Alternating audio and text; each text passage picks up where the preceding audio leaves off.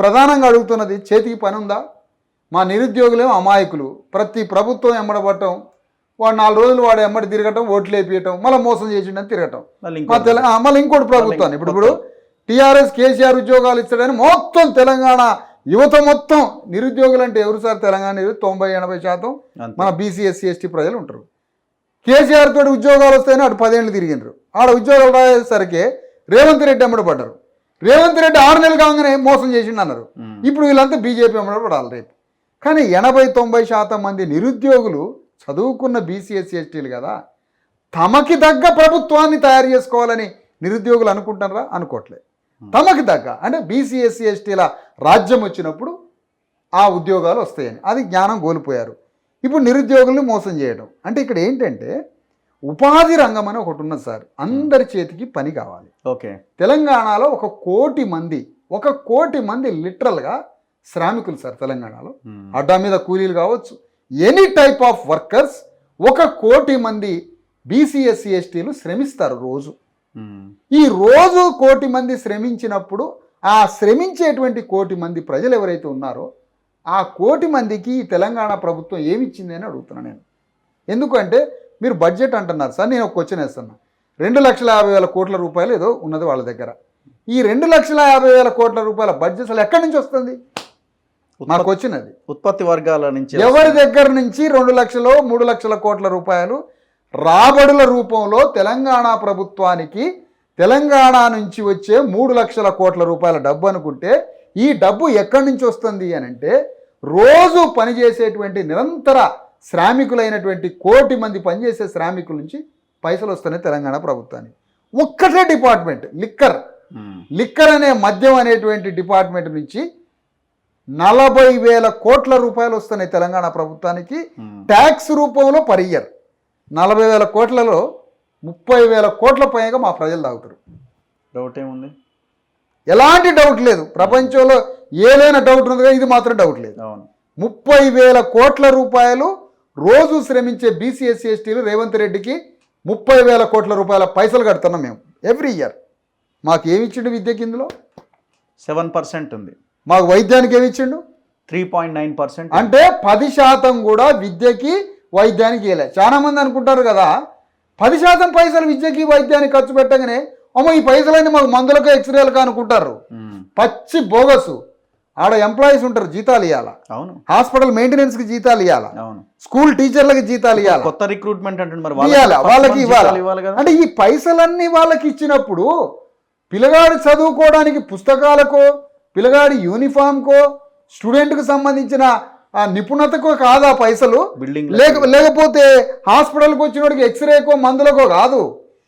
ఇక్కడ చాలా మీ వేదిక నుంచి నేను ప్రజలను కోరుతున్నా, విద్యార్థుల యొక్క చదువుకునే నైపుణ్యాన్ని పెంచడానికి డబ్బులు కాదు.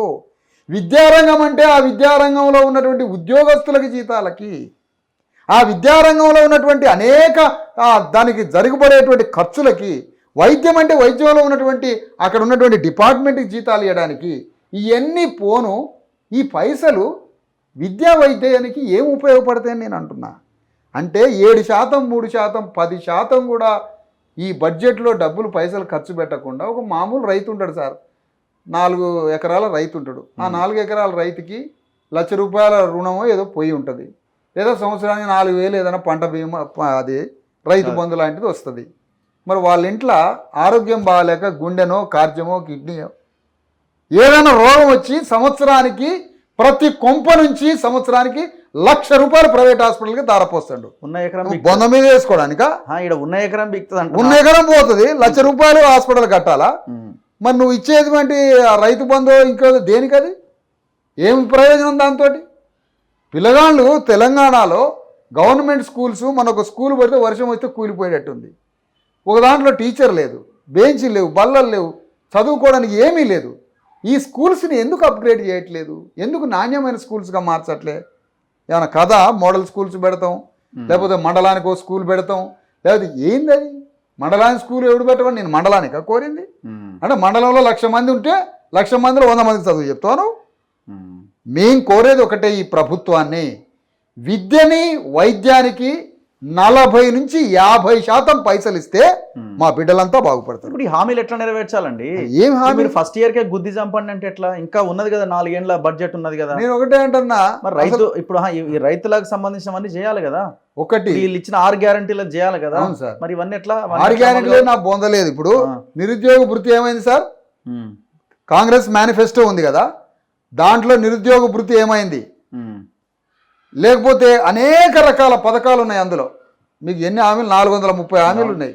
428 420 హామీలు ఉన్నాయి. బెల్ట్ షాపులను కూడా మూసేస్తారు. బెల్ట్ షాపులు పనిచేసి ఈ హామీలలో ఏదన్నా ఒకటి ఈ ప్రభుత్వం నెరవేర్చిందా అని అడుగుతున్నాను. తెలంగాణలో సాయుధ పోరాటమో ఇంకో పోరాటమో రైతాంగ పోరాటమో అనేక జరిగినాయి. అంతా భూమి సెంట్రిక్గా జరిగినాయి. నేను అడుగుతున్న రేవంత్ రెడ్డి గవర్నమెంట్ని, నీది ఇందిరమ్మ రాజ్యం అన్నావు కదా, భూమిని ఎందుకు పంచలే? భూమిని పంచే స్కీమ్ ఉందా ఇందులో? భూమిని తెలంగాణలో భూమి లేనటువంటి ప్రజలు లక్షల మంది కుటుంబాలు ఉన్నాయి, భూమి లేదు. వాళ్ళకి భూమిని పంచడానికి పథకం ఎందుకు లేదు అని అడుగుతున్నాను. అంటే కనీసం భూమిని 1 ఎకరం భూమిని పంచడానికి ఈ బడ్జెట్లో ఏదైనా స్కీమ్ ఉన్నదా?